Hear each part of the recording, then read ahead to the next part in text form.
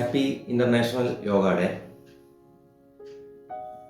ലോകമെമ്പാടും ഇന്ത്യയിലുടനീളവും ഇന്ന് പല പ്രോഗ്രാമുകളും ആയിട്ട് യോഗാ ദിനം വളരെ ഗംഭീരമായിട്ട് തന്നെ നടന്നു പോകുന്നു.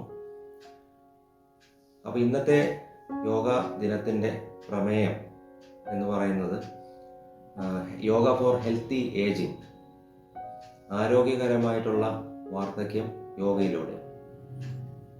40കളിൽ 20കാരൻ്റെ മെയ്വഴക്കവും 50കളിൽ 30കാരൻ്റെ ഊർജ്ജസ്വലതയും യോഗയിലൂടെ നേടിയെടുക്കാം എന്നുള്ളതാണ് ഇത്തവണത്തെ യോഗയുടെ ആ ഒരു ചുരുക്കം എന്ന് പറയുന്നത്.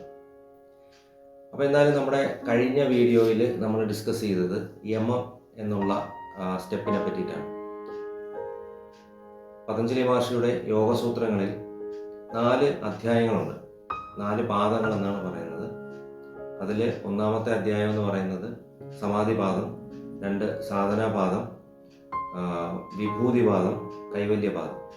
ഇങ്ങനെ 4 അധ്യായങ്ങളായിട്ടാണ് നമ്മുടെ പതഞ്ജലി മഹർഷിയുടെ യോഗസൂത്രത്തിൽ പറഞ്ഞിട്ടുള്ളത്.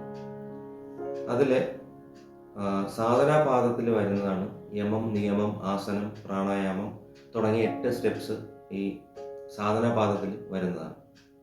അപ്പോൾ കഴിഞ്ഞ വീഡിയോയിൽ പറഞ്ഞ പോലെ യമം എന്താണെന്നുള്ളത് നമുക്ക് ഇന്നത്തെ വീഡിയോയിൽ സംസാരിക്കാം. അപ്പോൾ യമത്തിൽ 5 കാര്യങ്ങളാണ് പറയുന്നത്.